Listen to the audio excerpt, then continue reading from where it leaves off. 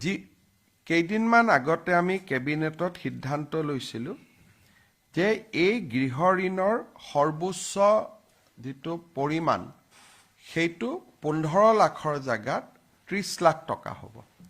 অৰ্থাৎ এতিয়াৰ পৰা চৰকাৰী কৰ্মচাৰীসকলে আপোন ঘৰ আঁচনিৰ জৰিয়তে 30 লাখ টকা পৰ্যন্ত বেংকৰ পৰা চৰকাৰৰ জৰিয়তে ঋণ ল'ব পাৰিব। একাংশ কৰ্মচাৰীয়ে আমাক আহি আপত্তি দিছিলে যে আমি আগতে 15 লাখ টকা পালোঁ, কিন্তু নতুনসকলৰ কাৰণে আপোনালোকে 30 লাখ কৰি দিলে, গতিকে আমাকো আৰু 15 লাখ টকা ঋণ লোৱাৰ সুবিধা দিয়ক।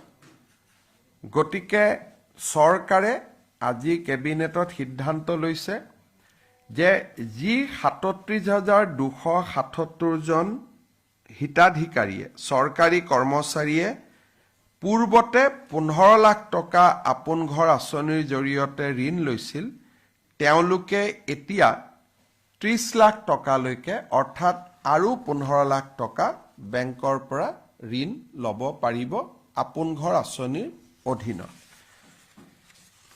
ইয়াৰ পিছত আজি কেবিনেটে এটা সিদ্ধান্ত ল'লে যে আমাৰ 3খন প্ৰপ'জ ৰিজাৰ্ভ ফৰেষ্ট আছিল। এই তিনিওখনে তিনিচুকীয়া জিলাত আছিল। এখন হ'ল তালপথাৰ প্ৰপ'জ ৰিজাৰ্ভ ফৰেষ্ট, দ্বিতীয়খন হ'ল মোহনপথাৰ প্ৰপ'জ ৰিজাৰ্ভ ফৰেষ্ট, আৰু তৃতীয়খন আছিলে first addition to Duamara propose reserve forest. এই তিনিওখন প্ৰপ'জ ৰিজাৰ্ভ ফৰেষ্টকে আজি আমি নটিফাই কৰি এই গোটেইকেইখন ভিলেজক আমি ৰাজহ গাঁৱলৈ ৰূপান্তৰ কৰিলোঁ। ইয়াৰ ফলত ইয়াত বসবাস কৰি থকা লোকসকলে এতিয়াৰ পৰা ভূমি পট্টা পাব পাৰিব। মই আকৌ এবাৰ কৈছোঁ যে তালপথাৰ PRF, মোহনপথাৰ PRF আৰু ফাৰ্ষ্ট এডিশ্যন টু দুৱাৰমাৰা PRF, এই তিনিওখনে তিনিচুকীয়া জিলাৰ ইয়াত 20,000তকৈও অধিক লোকে বাস কৰি আছে। প্ৰপ'জ ৰিজাৰ্ভ ফৰেষ্ট থকাৰ কাৰণে তেওঁলোকে ইমান দিনে মাটিৰ পট্টা পাব পৰা নাছিল। আজি আমি এই গোটেই তিনিখন প্ৰপ'জ ৰিজাৰ্ভ ফৰেষ্টক আমি ফৰেষ্টৰ পৰিৱৰ্তে বা সংৰক্ষিত বনাঞ্চল কৰাৰ পৰিৱৰ্তে এই তিনিওখনকে আমি ৰাজহ গাঁৱৰ মৰ্যাদা দিবলৈ সিদ্ধান্ত লৈছোঁ। ইয়াৰ ফলত এই প্ৰপ'জ ৰিজাৰ্ভ ফৰেষ্টসমূহত বাস কৰি থকা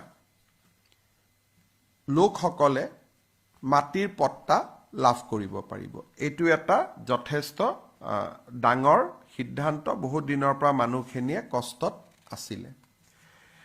যোৱা 26 জানুৱাৰীত ডিব্ৰুগড়ত গণৰাজ্য দিৱসৰ পতাকা উত্তোলন কৰাৰ সময়ত মই দুটা গুৰুত্বপূৰ্ণ ঘোষণা কৰিছিলোঁ। এটা মই এতিয়া ক'ম, এটা অলপ পিছত কৈছোঁ। এটা মই কৈছিলোঁ যে আমি অসমত অনতি পলমে department of innovation, department of startup, department of incubation, বিশেষকৈ ষ্টাৰ্টআপসকলৰ কাৰণে এটা সুকীয়া বিভাগ আমি গঠন কৰিম। 26 জানুৱাৰীৰ গণৰাজ্য দিৱসৰ সিদ্ধান্ত অনুসৰি বা মোৰ ঘোষণা অনুসৰি কেবিনেটে আজি department of innovation, incubation and startup নামেৰে অসম চৰকাৰৰ এটা নতুন বিভাগ খুলিবলৈ সিদ্ধান্ত গ্ৰহণ কৰিছে। আৰু বিত্ত বিভাগক অহা বছৰ বাজেটত এই বিভাগটোৰ বাবে 100 কোটি টকাৰ বাজেট আবণ্টন কৰাৰ বাবে নিৰ্দেশ দিছে, যাতে ৰাজ্যখনত আমি ষ্টাৰ্টআপসকলৰ মাজত এটা ইতিবাচক পৰিৱেশ নিৰ্মাণ কৰিব পাৰোঁ। আৰু মই ভাবোঁ যে এই ষ্টাৰ্টআপৰ ওপৰত হোৱা বিভাগটোৱে অসমৰ যুৱ শক্তিক এটা নতুন উদ্যমিতা আৰু আত্মনিৰ্ভৰশীলতাৰ এটা নতুন পথ দেখুৱাবলৈ সক্ষম হ'ব আজি কেবিনেটে ইয়াৰ লগতে Assam startups and innovation policy 2025 তাকো মঞ্জুৰি দিয়ে ইয়াৰ ফলত অসমৰ ষ্টাৰ্টআপসকলে সিডভি ভেঞ্চাৰ কেপিটেল ফাণ্ডৰ লগত অসম চৰকাৰৰ যি বুজাবুজি আছে তাৰ পৰা বেংকত লোন ল'ব পাৰিব 3 বছৰলৈকে তেওঁলোকে জিএছটি লিংক আপ পাব মাছি এই শিতানত 20,000 টকা প্ৰতি মাহত তেওঁলোকে চৰকাৰৰ পৰা সুবিধা পাব প্ৰুফ অফ কনসেপ্ট পৰ্যায়ত 10 লাখ টকা 25 লাখ টকা পাইলট পৰ্যায়ত আৰু 50 লাখ টকা স্কেলিং আপত তেওঁলোকে চৰকাৰৰ পৰা স্কেলিং আপৰ ক্ষেত্ৰত চৰকাৰৰ পৰা বিত্তীয় সহায় পাব এটা কনসেপ্ট আনিলে 10 লাখ টকা পাব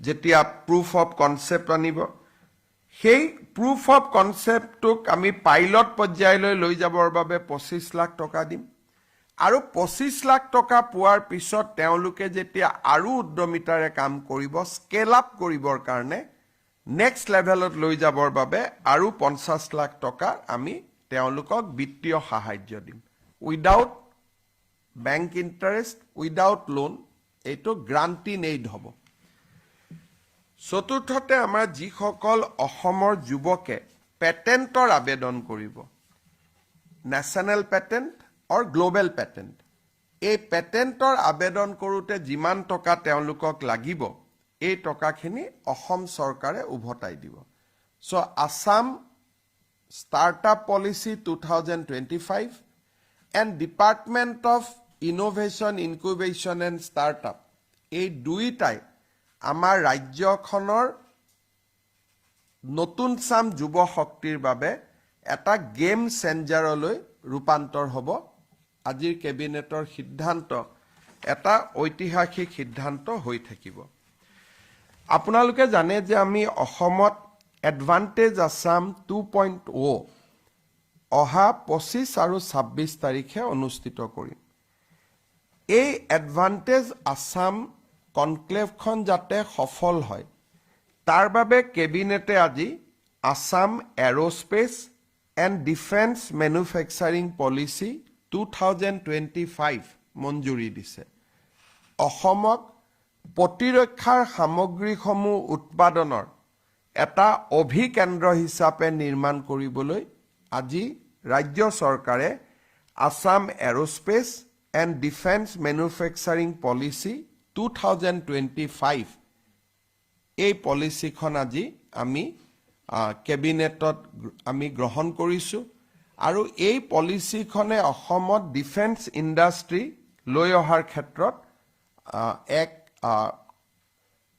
অগ্ৰণী ভূমিকা গ্ৰহণ কৰিব ইয়াৰ লগতে আজি আমাৰ কেবিনেটত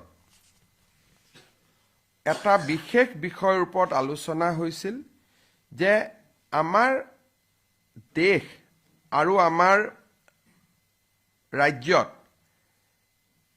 বায়ো manufacturing of chemical enzyme biopolymer functional food আৰু আদাৰ বায়ো প্ৰডাক্টস ইয়াৰ এটা বহুত ডাঙৰ নতুন ক্ষেত্ৰ এখন নিৰ্মাণ হৈ আছে ইয়াক বায়ো যি আমাৰ জৈৱিক যিটো বিজ্ঞান আছে আজিকালি এটা সময় আহিব যে মানুহে খোৱা বস্তু খেতি পথাৰত বনাব নালাগিব ল্যাবৰেটৰীতে মানুহক কিমান নিউট্ৰিশন লাগিব কিমান খোৱা লাগিব বায়ো ফুড ল্যাবৰেটৰীৰ পৰাই নিৰ্মাণ হ'ব আৰু ইতিমধ্যে বিদেশত তাৰ ব্যৱস্থা আৰম্ভ হৈ গৈছে প্ৰধানমন্ত্ৰী নৰেন্দ্ৰ মোদী ডাঙৰীয়াই এই বায়োপলিমাৰ বায়ো ম্যানুফ্যাকচাৰিং অফ কেমিকেল এনজাইম আজিকালি আপোনালোকে এটা শব্দ শুনিছে প্ৰবায়োটিক মানুহে যি মানুহক এন্টিবায়োটিকৰ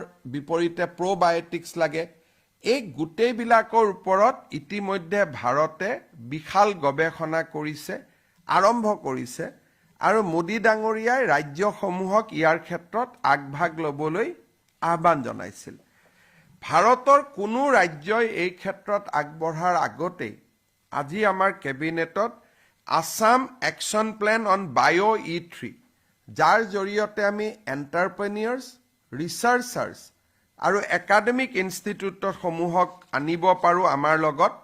তাৰ কাৰণে আজি আমি এটা একশ্যন প্লেন নিৰ্মাণ কৰিছোঁ আৰু এডভান্টেজ অসমৰ সময়ত এখন বিদেশী ৰাষ্ট্ৰকে ধৰি ভাৰতৰ বৈজ্ঞানিক সংস্থাসমূহৰ লগত এই জৈৱিক জগতখনত উদ্যোগ স্থাপন কৰাৰ দুখন ভাল MOU হোৱাৰো সম্ভাৱনা আছে, যোনে অসমত এটা গোটেই অসমৰ প্ৰতি মানুহৰ দৃষ্টিভংগীটোৱে সলনি কৰি পেলাব। আজি আমাৰ কেবিনেটত আমি যোৱা কেবিনেটত গাঁৱৰ মহিলাসকলক 10,000 টকা দিবলৈ মুখ্যমন্ত্ৰীৰ মহিলা উদ্যমিতা অভিযান গ্ৰাম্যক অনুমোদন কৰিছিলোঁ। আজি আমি মুখ্যমন্ত্ৰীৰ মহিলা উদ্যমিতা অভিযান নগৰীয়াক অনুমোদন কৰিছোঁ। এই আঁচনিখনৰ জৰিয়তে নগৰ অঞ্চলৰ 2 লাখ মহিলাই 10,000 টকা কৰি চিড মানি আৰু ভৱিষ্যতে বেংকৰ লোন পোৱাৰ পথ প্ৰশস্ত হ'ব। আমাৰ ৰাজ্যত 39টা আমি ডিষ্ট্ৰিক্ট নিৰ্মাণ কৰিছিলোঁ, সমজিলা নিৰ্মাণ কৰিছিলোঁ আৰু ইতিমধ্যে সমজিলা আয়ুক্তসমূহে দায়িত্বভাৰ গ্ৰহণ কৰিছে। এইবাৰ গণৰাজ্য দিৱসৰ পতাকাও সমজিলাসমূহত উত্তোলিত হৈছে। বিধায়ক, আনটাইড ফাণ্ড, সংসদ পুঁজিৰ ব্যৱহাৰো সমজিলাসমূহতে আৰম্ভ হৈছে।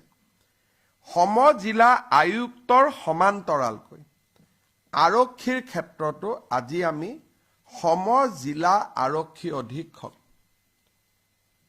District superintendent of police CDSP নামে 39টা পদৰ আজি আমি অনুমোদন কৰিছোঁ এডিশ্যনেল SP ৰেংকত। ইয়াৰ ফলত সমজিলাৰ মানুহে আগতে যদি SPৰ ওচৰত যাবলগীয়া হৈছিল, এতিয়া তাৰ বহু শতাংশ কাম ডিষ্ট্ৰিক্ট ছুপাৰিণ্টেণ্ডেণ্ট অফ পুলিচৰ লেভেলতে শেষ হৈ যাব। ক্ষমতা বিকেন্দ্ৰীকৰণৰ ক্ষেত্ৰত আমাৰ চৰকাৰে লোৱা পদক্ষেপে আৰু এটা নতুন পৰ্যায়ত আজি ভৰি দিলে। ডিষ্ট্ৰিক্ট ছুপাৰিণ্টেণ্ডেণ্ট অফ পুলিচ এইটো এডিশ্যনেল SP ৰেংকত হ'ব। এতিয়াৰ পৰা আমাৰ ৰাইজে মেল, মিটিং, সভা, সমিতি পাতিবৰ কাৰণে আৰক্ষী অধীক্ষকৰ ওচৰত যাব নালাগে। সমজিলা আৰক্ষী অধীক্ষকৰ পৰ্যায়তে এই কামবিলাক হ'ব। পুলিচ ভেৰিফিকেশ্যন, বিভিন্ন ভেৰিফিকেশ্যনছ, এই গোটেইবিলাক সমজিলা আৰক্ষী অধীক্ষকৰ পৰ্যায়তে শেষ হ'ব আৰু সমজিলাত থকা থানাসমূহৰ ওপৰত সমজিলা আৰক্ষী অধীক্ষকৰ কৰ্তৃত্ব থাকিব। আজি আমাৰ কেবিনেটত মিছন বসুন্ধৰা আবেদনৰ তাৰিখ ৰাইজৰ বিশেষ অনুৰোধত, এইবাৰ মই ডিব্ৰুগড়ত যাওঁতে বহুত ৰাইজে মোক অনুৰোধ কৰিছিলে, আমি শেষবাৰৰ বাবে 15 ফেব্ৰুৱাৰীলৈকে বৃদ্ধি কৰিছোঁ। লগতে আমি আপোনালোকে জানে যে 3টা প্ৰজন্মৰ প্ৰমাণ বসুন্ধৰাৰ কাৰণে schedule tribe, schedule caste, tribe আৰু গোৰ্খা লোকসকলে দিব নালাগে। কিন্তু মৰাণ আৰু মটক সমাজৰ পৰাও মোৰ ওচৰত প্ৰতিনিধিত্ব আহিছিলে যে আমাকো 3টা প্ৰজন্মৰ প্ৰমাণ পত্ৰ দিয়াৰ আওতাৰ বাহিৰত ৰাখিব লাগে। আজি আমি কেবিনেটে কোচ ৰাজবংশী, মৰাণ, মটক, চুতীয়া আৰু আহোম সম্প্ৰদায় বা আহোম জনগোষ্ঠীৰ লোকসকলক মিছন বসুন্ধৰা আঁচনিৰ বাবে প্ৰয়োজনীয় 3টা প্ৰজন্মৰ আবেদনৰ পৰা তেওঁলোকক এক প্ৰকাৰ ক'ব গ'লে আমি ৰিলিজ কৰি দিছোঁ, বা আন ভাষাত ক'ব গ'লে তেওঁলোকে 3টা প্ৰজন্মৰ চাৰ্টিফিকেট দিব নালাগে। ST, SC আৰু গোৰ্খা তথা টি গাৰ্ডেনৰ লোকে যেনেকুৱা সুবিধা পাইছিল তেনেকুৱাই সুবিধা তেখেতসকলেও ল'ব পাৰিব। কোচ ৰাজবংশী, মৰাণ, মটক, চুতীয়া, আহোম সম্প্ৰদায়ে এতিয়াৰ পৰা আৰু 3টা প্ৰজন্মৰ সাৰ্টিফিকেট তেওঁলোকে দিয়াৰ প্ৰয়োজনীয়তা নাথাকিব।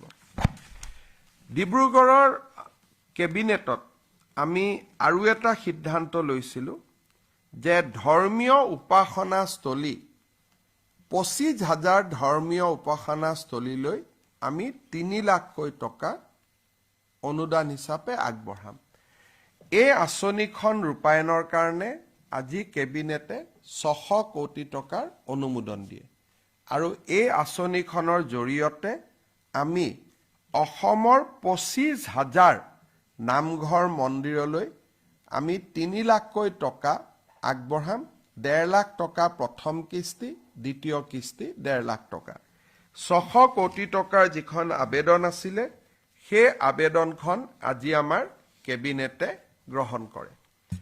ডিব্ৰুগড় গণৰাজ্য দিৱসৰ পতাকা উত্তোলনৰ পিছত মোৰ তৃতীয়টো ঘোষণা ডিব্ৰুগড়ৰ বিধানসভা আৰু বিধানসভাৰ অধিৱেশনৰ ওপৰত আছিলে। এই সম্পৰ্কত সিদ্ধান্ত আমি অহা কেবিনেটত গ্ৰহণ কৰিম। ইতিমধ্যে লোক নিৰ্মাণ বিভাগে এই বিষয়ত কাম-কাজ আৰম্ভ কৰিছে। আজি কেবিনেটত এই সিদ্ধান্তখিনি গ্ৰহণ কৰা হৈছে। পুনৰ এবাৰ আপোনালোকক ধন্যবাদ জনাইছো। কেবিনেট বেছি দেৰি চলাৰ কাৰণে অলপমান দেৰি হ'ল। আপোনালোকৰ যদি কিবা প্ৰশ্ন আছে কৰিব পাৰে।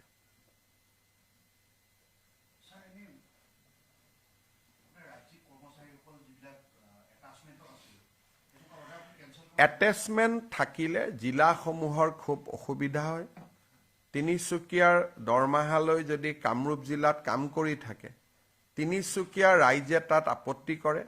বিশেষকৈ ইয়াকে লৈ কাৰ্বি আলং, ডিমা হাছাও, উজনি অসমৰ জিলাসমূহৰ ৰাইজৰ এটা ক্ষোভৰ সৃষ্টি হৈছে। কাৰণ মেক্সিমাম কৰ্মচাৰীয়ে তিনিচুকীয়া, ডিব্ৰুগড়, লখিমপুৰ, ধেমাজিত পোষ্টিং লৈ বা পদ থকাৰ পিছত তেওঁলোকে গুৱাহাটী আৰু কামৰূপ জিলাত তেওঁলোকে এটেচমেণ্টত আছে আৰু ইয়াক লৈ এক প্ৰকাৰ গণ বিক্ষোভৰ আৰম্ভণি হৈছে। বহুত জাগাত মানুহ নাই। ক'ত আছে? বোলে এটেচমেণ্ট লৈ জালুকবাৰীত আছে, এটেচমেণ্ট লৈ পলাশবাৰীত আছে। আৰু তাকে লৈ ব্যক্তিগতভাৱে মানুহে মোকেই বেয়া পাইছে যে মুখ্যমন্ত্ৰীয়ে নিজৰ গৃহ জিলালৈ কৰ্মচাৰীসকলক লৈ গৈছে বুলি। সেইকাৰণে এতিয়া সকলো এটেচমেণ্ট হ'ব, কিন্তু পৰ্টেল আছে। কোনোবাই যদি ট্ৰেন্সফাৰৰ কাৰণে আবেদন কৰে পৰ্টেলৰ জৰিয়তে আবেদন কৰিব পাৰিব। মোৰ অগোচৰে হৈ আছিলে, আমাৰ মন্ত্ৰীবিলাকৰো অগোচৰে হৈ আছিলে। গতিকে আমি ডাইৰেক্টৰ হেল্থ ছাৰ্ভিচৰ ওপৰত ডিপাৰ্টমেণ্টেল একশ্যন ল'ব দিছোঁ। এইবিলাক তলৰ পৰ্যায়তে হৈ যায়, কোনেও গমো নাপায় বা আপোনালোকেও নিলিখে। এনেইতো আমাৰ চ'ৰ্চ আপোনালোকে লিখিলে আমি গম পাওঁ, আপোনালোকে এইবিলাকৰ ওপৰত বৰ বেছিকৈ নিলিখে। সেইকাৰণে কথাবিলাক আমি গমো পোৱা নাছিলোঁ। এইবাৰ আমি তিনিচুকীয়া, ডিব্ৰুগড়ত এতিয়া আমি এটা নতুন কাম আৰম্ভ কৰিছোঁ। সমষ্টি ভিত্তিক আমি ৰিভিউ লওঁ। এতিয়া মই যেতিয়া ডিব্ৰুগড়ত এটা সমষ্টিকৈ ৰিভিউ লৈছোঁ, তেতিয়া চিটত আহি গৈছে যে 4জন MPW নাই, ক'ত আছে? কামৰূপত আছে। 5জন MPW নাই, ক'ত আছে? নলবাৰীত আছে। বেচিকেলি উজনিৰ পোষ্টিং হোৱা ল'ৰা ছোৱালীখিনিয়ে কামৰূপ, নলবাৰী, গুৱাহাটী এইবিলাকলৈকে গুচি আহে বিভিন্ন ধৰণে।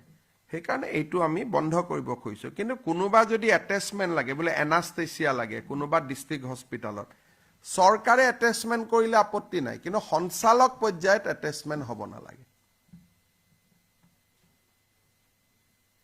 একোটো নাই, হ'ব। ধন্যবাদ।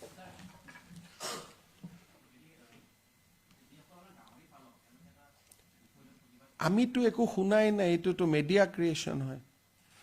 মোৰ হাতততো কোনো পলিচিটো একো নাই। কোনোবা মানুহ আহিছে যে আমি অসমত টকা খৰচ কৰিম, প্ৰস্তাৱখনেই দিয়া নাই কিহত টকা খৰচ কৰিব এতিয়ালৈকে। খালি এইকেইদিন বিভিন্ন মানুহ আহিছে, লগ কৰিছে। আমাৰ হাতততো কোনো কাগজ পত্ৰই নাই এতিয়া কমেণ্ট দিবৰ কাৰণে। আৰু গাহৰি পালকসকলে যিটো কৈ আছে যে অমুকে ফেক্টৰী খুলিব নালাগে, অসমত বন্ধ কৰিলেও তেওঁলোকেতো শ্বিলঙতো খুলিব পাৰে, শিলিগুৰিতো খুলিব পাৰে।